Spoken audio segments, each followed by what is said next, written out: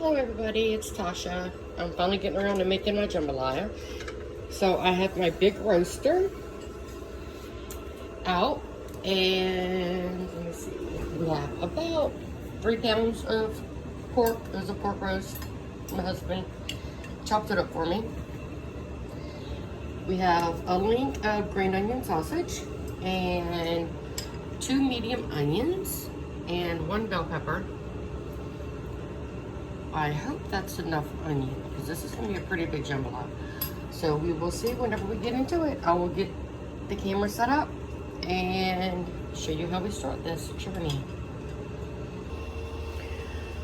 Okay, so we're going to start off with a medium-ish, kind of between medium and medium-high heat. And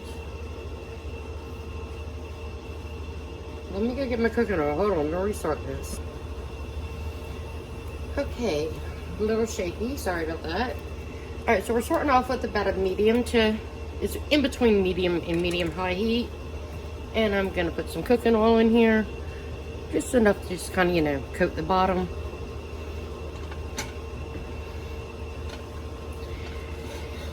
And let me see.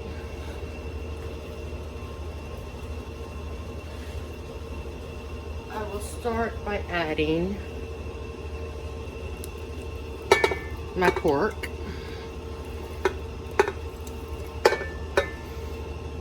Now, if you live in Louisiana, everybody has a jambalaya recipe. Everybody has a gumbo recipe. Everybody's recipe is the only true right way to cook said dish. Well, my family never really had a recipe. You just season and add ingredients until your ancestors tap you on the shoulder and say, okay dear, that's enough. And that's how I was taught to cook everything.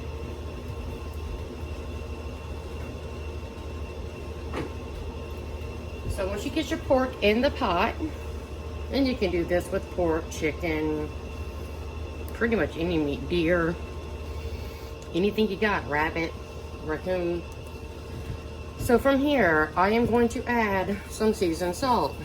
This is Tony's, but not my favorite, but it's what I have on hand. So I'm gonna add some seasoned salt.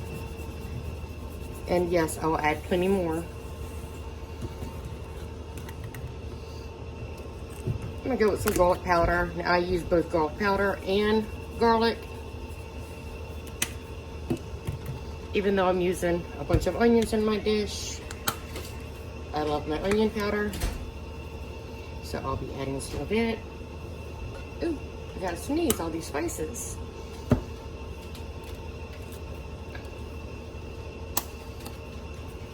Some black pepper.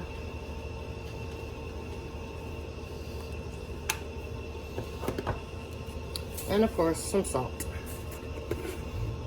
And I usually have non-iodized salt on hand because I'm also a canner.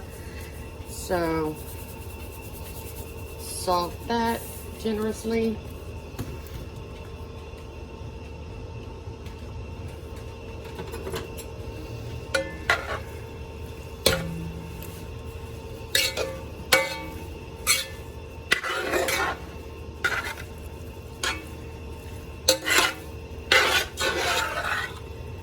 Sorry about that sound. All right, we're gonna let that brown up a little. Not all the way. We're gonna let it brown up a little bit. And then we will add some other ingredients.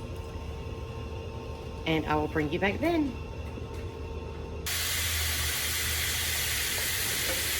Okay, wonderful sound. Okay, as you see, it's up a little bit, but it's not nearly all the way cooked. At this point, I'm going to turn my fire up to almost high, all the way up. And I'm going to scoop out this pork.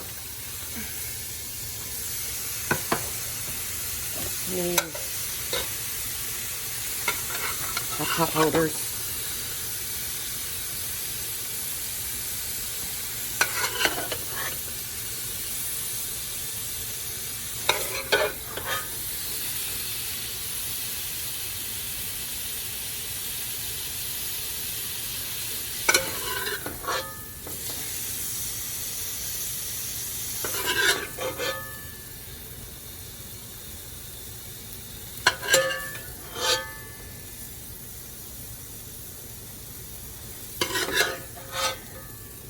I should have got a bigger plate. I got pork rolling on my counter. Thank goodness my counter's clean. Okay, from here, I'm going to add some more oil. And I thought about using a little bit of the pork fat, but I didn't quite have enough to render it down.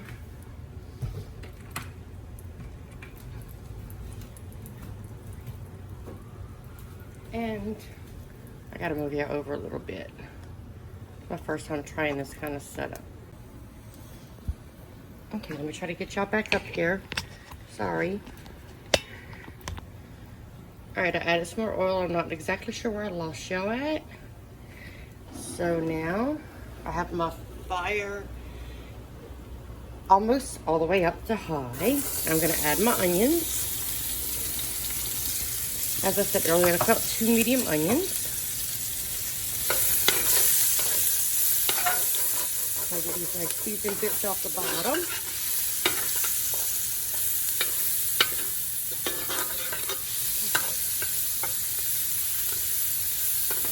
Now I'm going to cook them on high for probably about 45 seconds to a minute. And then I'm going to turn my fire down.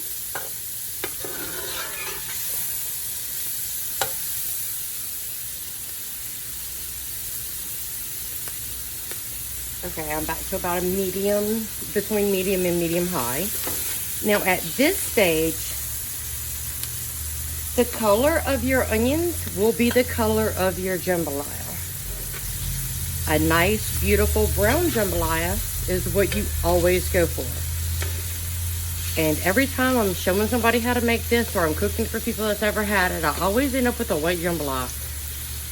Probably because I'm trying to rush. So this time, I'm just gonna cook as if I'm not filming, as if I'm not trying to show anybody what I do.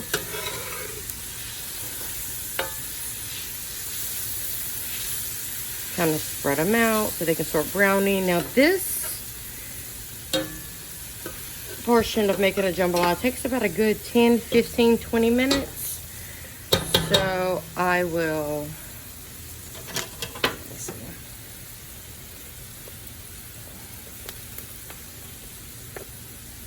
I will bring you back when I'm a little bit further, if I have to add any oil or water or anything I decide to do, I'll bring you back for.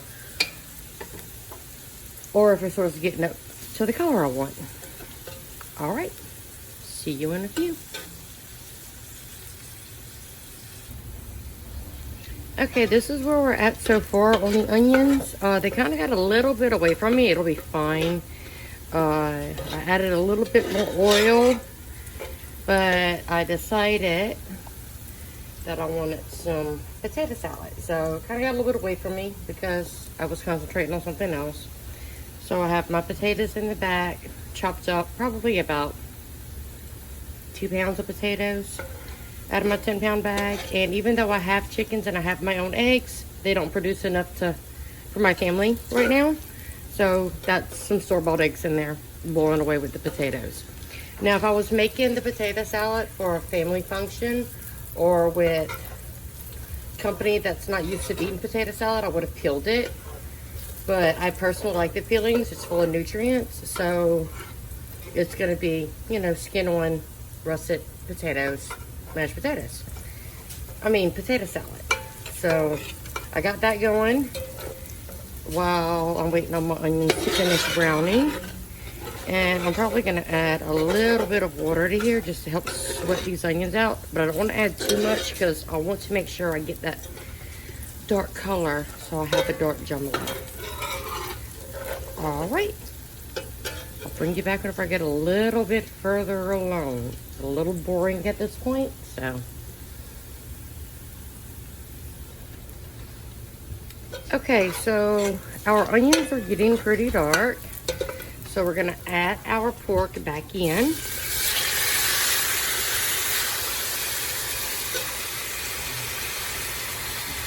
Garlic skin.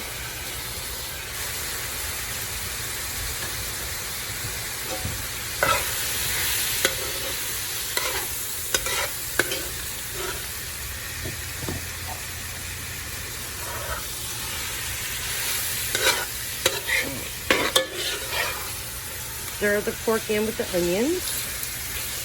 And at this point, I'm going to go ahead and add my sausage.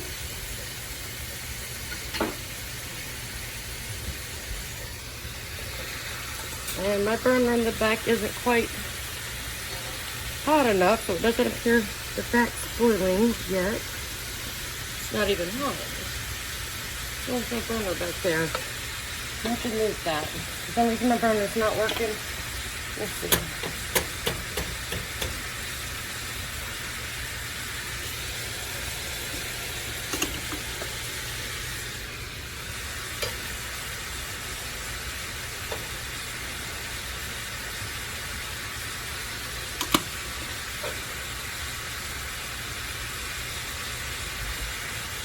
Okay.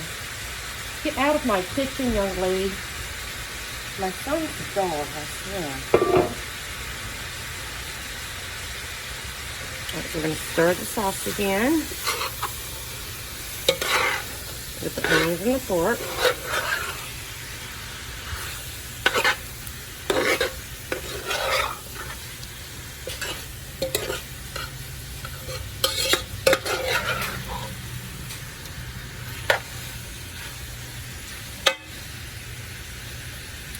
I'm going to let y'all watch that cook together while I get other things ready.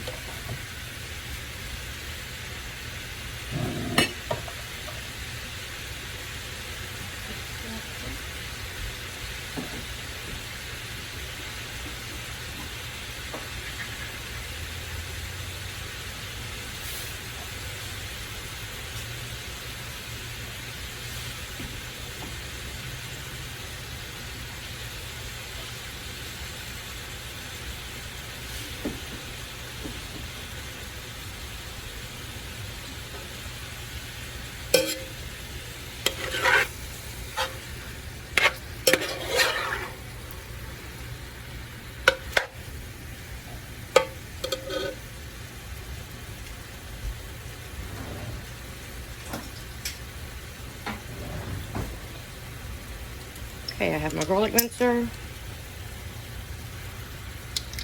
Just gonna pop in some garlic, one clove at a time,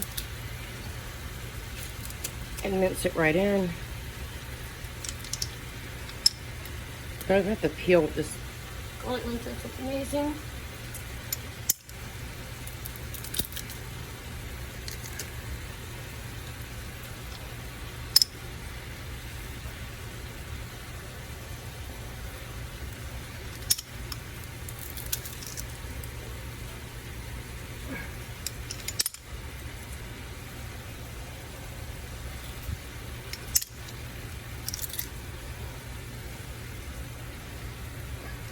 I'll scrape out, make sure I get all that off of it.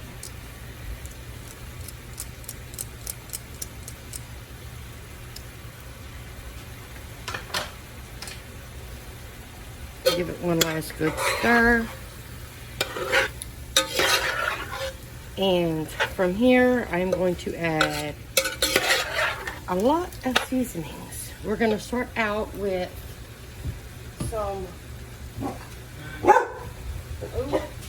Oh, wait, we have someone home. Give me one moment. I'll be right back. Okay, so we're going to start off with some homemade seasoning. I know it says, wait, Zinfandel. But it's just a homemade French salt red pepper. We call this stuff dabadoo because literally a dab will do in a whole pot of beans. So we're just going to put too much.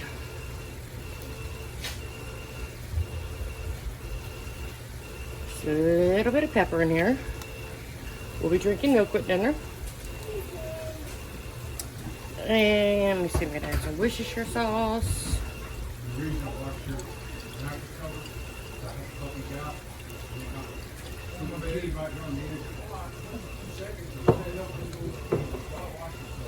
And I'm gonna add some more seasoning salt. In this case, Tony's.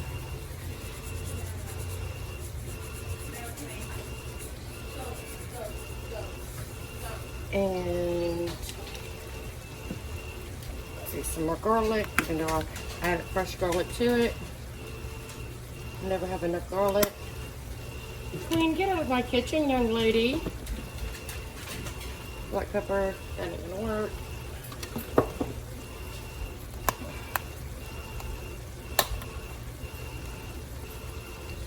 And like I said earlier, just until your ancestors tap you on the shoulder and say, that's enough, my dear. Until then, you just add. I love red pepper flakes.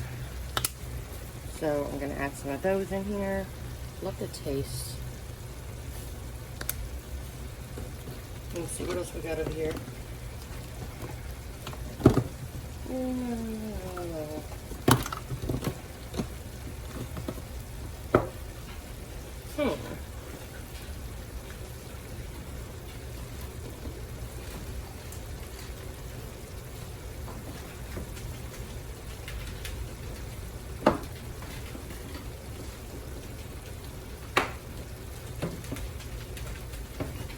Well, considering I'm out of wine at the moment, out of white wine at the moment, that'll be all. So I'm going to stir this up real well.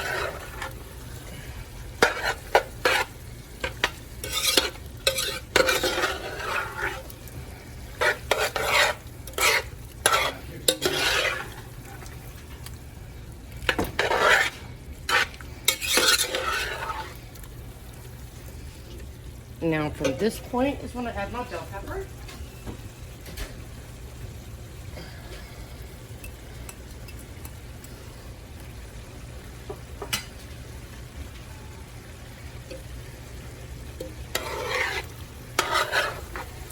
I'll stir that in.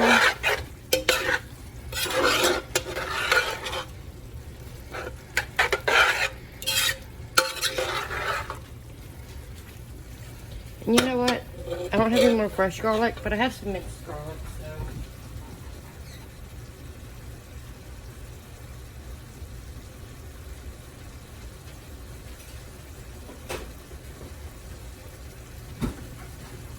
I have a small jar, if I can get it open. My jar gripper is not here, aka my husband. He went outside, I believe. So, good bit of garlic, get some of that juice in there.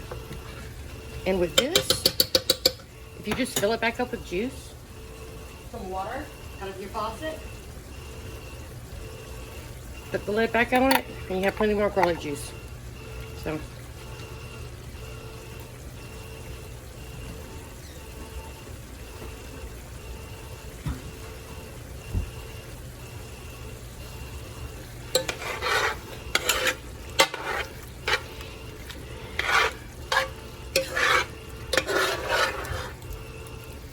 smells so good. I can just smell it through the camera. I wish.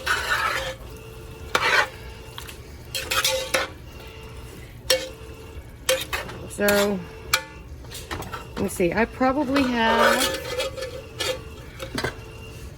roughly, I don't know, half of a cup of liquid in there. I'm not even going to worry with it about including it into my measurements. So I'm thinking this is going to be between 4 and 6 cups. I'm going to see whenever I add. I'm going to start off with 4 cups of rice. So 4 cups of rice. And I'm going to stir that in.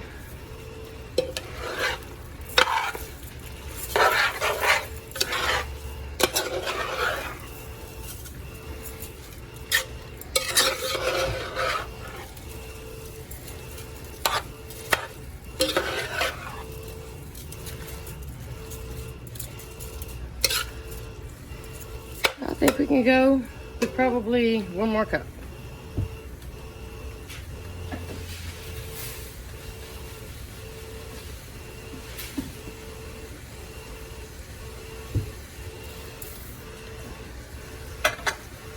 All right, let me stir that in.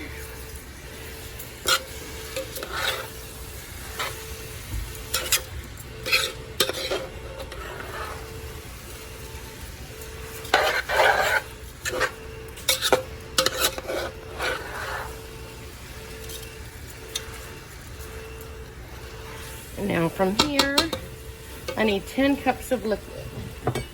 Now, I have some turkey broth. I was looking for vegetable broth, but I found some turkey broth that I had canned out.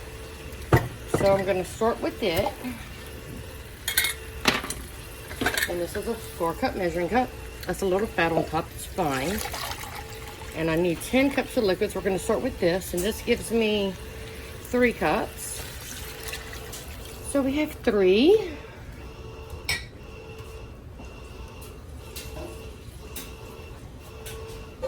And this will be the last time I stir my jambalaya while adding the water. After that, it does not get touched again. My rule is if you touch my jambalaya, it's no longer my jambalaya, it becomes yours. Excuse me. So that was 3 plus 4 is 7.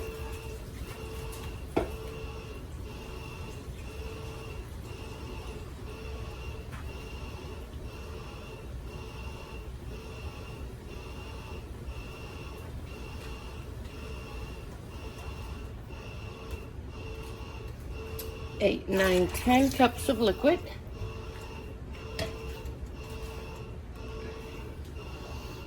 And I use that turkey broth and then I just use water for the rest. Stir this up.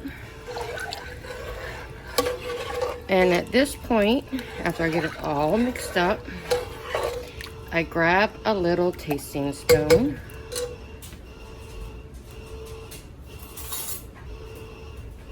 Big tasting spoon, and I'm just gonna get some of the liquid here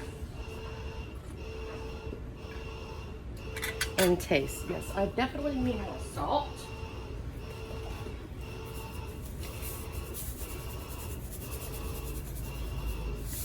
And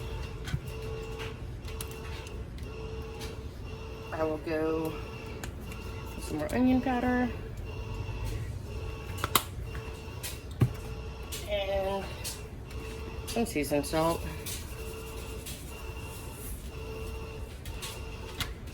And stir that up.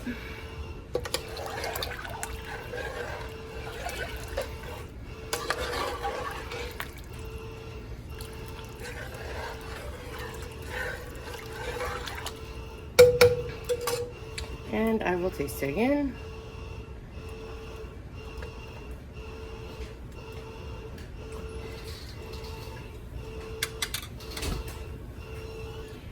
Still needs more salt. Oh, it's got a nice little kick.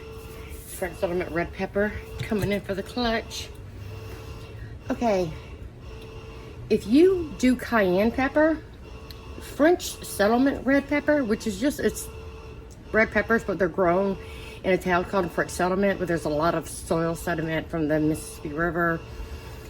And I don't know what it is, but I took some seeds from the French settlement red peppers and tried to grow them in my yard 10 miles away and did not get the same heat. It's just something about the soil. They are wonderful. Very, very spicy pepper. And like I said, I can't even send you the seeds where you live and let you get the same thing, because it just doesn't work unless you're on that soil. I don't know. Delicious heat, delicious heat.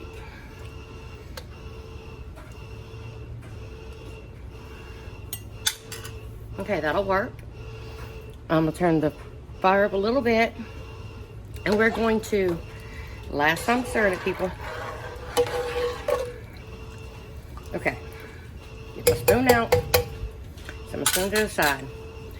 We're gonna let this boil on high heat until all the water boils out. Now, I will let you know what I mean whenever I say that. Every Southerner pretty much knows what all the water boils out means.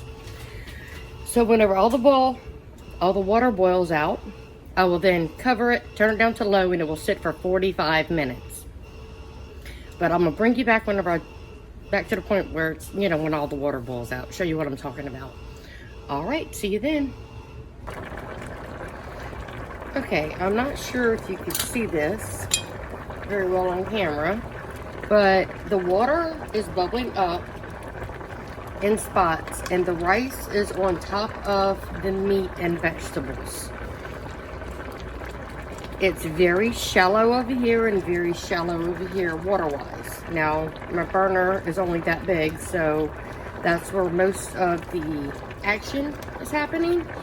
But you see, like, 1, 2, 3, 4, 5, 6, 7, 8, 9 grains of rice right here by this bubble. I'm not sure if you can see it with the steam. But that's what we mean whenever we say, until all the water boils out. You don't want it to completely all boil out, then you'll burn it. But that's what we mean. So at this point, I will cover, and I will put my fire all the way down to low. And it's gonna sit like this for 45 minutes. And hopefully by then, my potatoes and eggs will be ready, so that it should be. I mean, it's on a small burner, it's a pretty big pot, so I don't know. And we'll make a quick little potato salad, nothing fancy, just to go with the jambalaya. And I haven't decided if we're gonna have anything with it. Usually whenever I have jambalaya, I just have jambalaya. But I decided tonight I want a potato salad, so I'll bring you back whenever I stir it for the first time since adding the rice in it. All right, see you in about 45 minutes or so. Okay, so it's been a little over 45 minutes, not much, but my son just left for Houston, so I had to say my goodbyes and help him get the last few things, you know. All right, so let's see what we're working with here, see if we're ready. So, ta-da! Ooh, that looks gorgeous.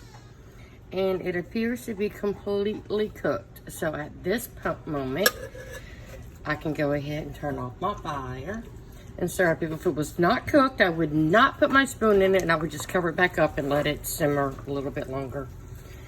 Because once you stir it, any uncooked rice will stay uncooked. I don't care what anybody tells you. I know from years of experience.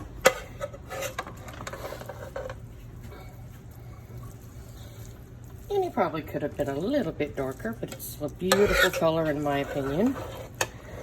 So. Is that some ketchup bouquet? Never. That's blasphemy. Don't listen to my son. Don't ever add kitchen bouquet to your food. Ever. Ever. It's blasphemy. A little bit of grilled on the bottom of the pot, a little bit there. If I would have had it at a little bit higher temperature while it was simmering, I would have had nice, beautiful grilled on the bottom of the pot. And that's just caramelized dark pieces across the bottom. That was my grandmother's favorite part of jambalaya.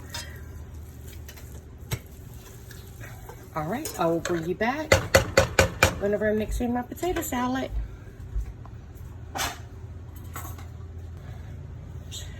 Okay, I moved my jambalaya to the back, so I just moved the pot over that I have my camera set up over. And let's see, I have my potatoes. The eggs are peeled horribly. Don't judge. Ah, I found our small knife, baby. It was in the wrong one. So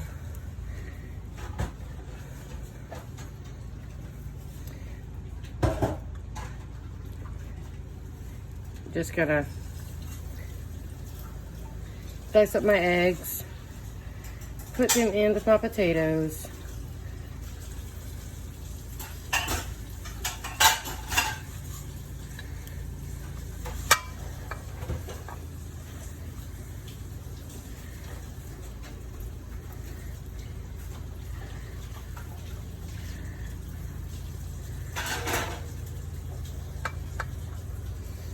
Now, whenever I eat my potato salad, I like chunks of potato.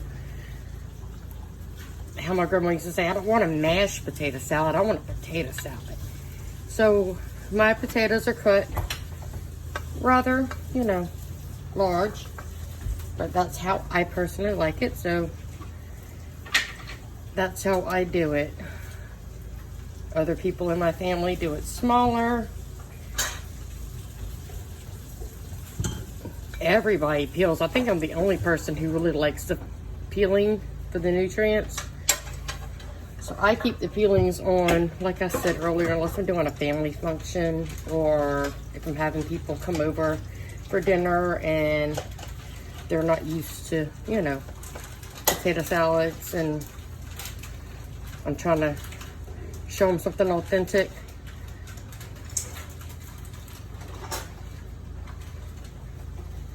And I really don't care about perfectly uniformed sizes. But I just generally just go once down, once across, and then slice it 3 or 4 times.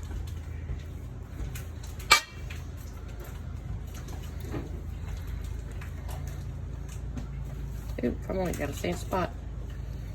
Y'all try to sneak out. It didn't want to be cut no more. Saw that, huh? Oh, look, is that a shell? That is a shell. These eggs gave me a run for my money, and I gave up and left them in the sink and waited for my husband to get home and was like, they're your problem. So, so he finished up and said, baby, it wasn't you, it was the eggs. He's a much better egg peeler than me, but they were giving me a very hard time. And then whenever I saw they were giving him a hard time, I was like, okay, I don't feel as bad.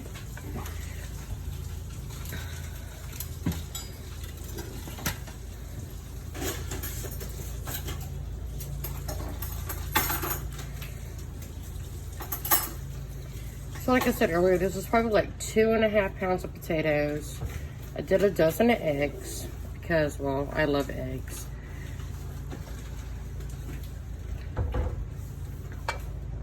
And yes, Wes? Yes, that looks perfect. He wrapped up some stuff for me.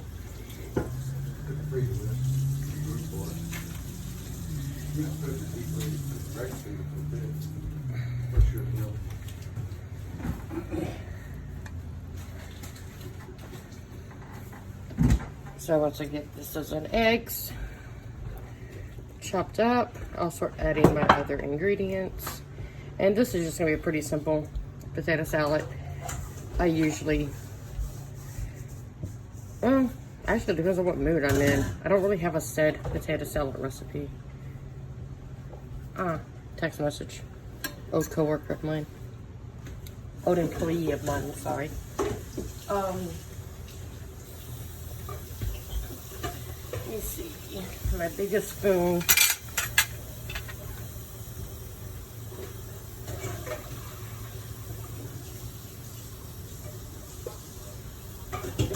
That's not for actual cooking, is what I'm gonna start with here. And I bought my mayo by the gallon.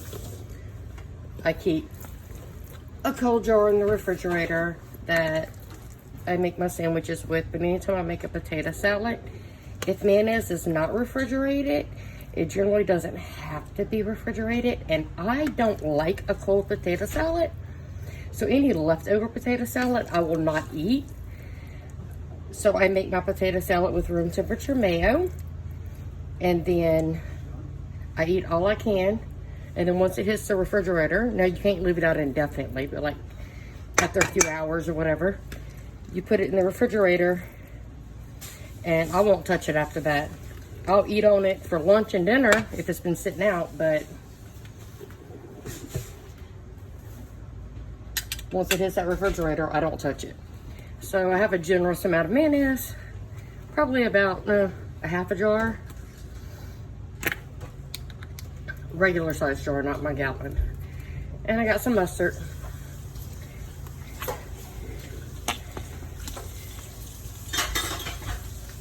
And in this,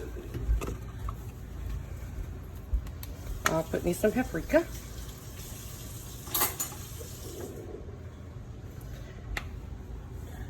We have some people in our house that like certain ingredients and some that don't. So I add this so that I'm sure anybody watching will understand what flavor I'm trying to add in here without adding it.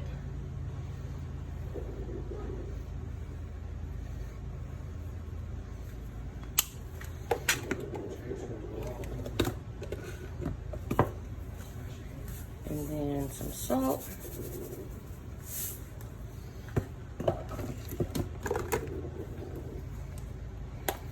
And some black pepper.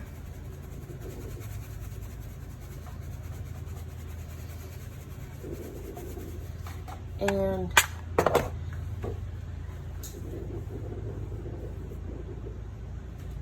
I will get like my jambalaya spoon that I have for my jambalaya. I would usually stir it with something like this, but I only have one of these. So I'm going to use this because, well, the wooden spoon's stronger than any of the plastic utensils I have. I'm just going to start folding this in.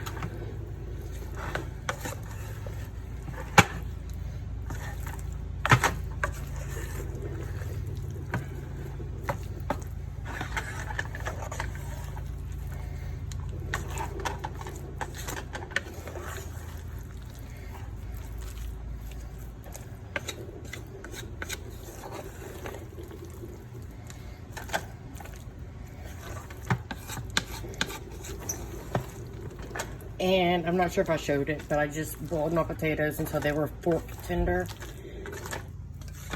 Like, I'm not mashing them. I want them to be soft and cooked all the way through, but I don't want them to turn to mush while I'm stirring. So you gotta find that. I've never heard the word al dente used for a potato, but you kind of want, like, you know, al dente. I don't know. To the tooth. By the way, that's al dente verbatim is to the tooth.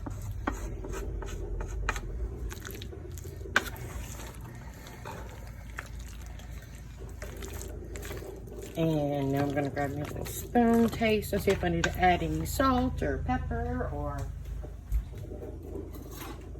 pretty much anything here.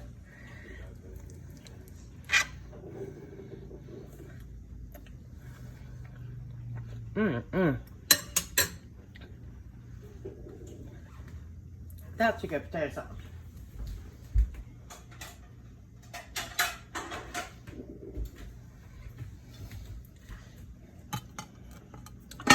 Ooh, that's hot.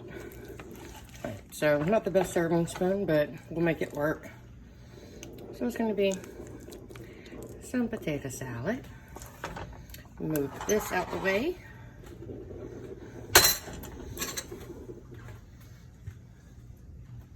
And I will slide my jambalaya back forward under the camera.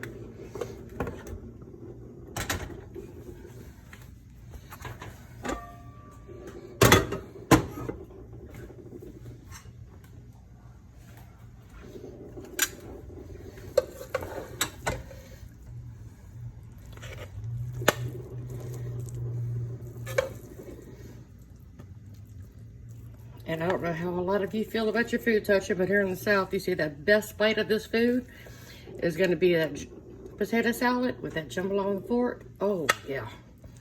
That's what I'm talking about. All right.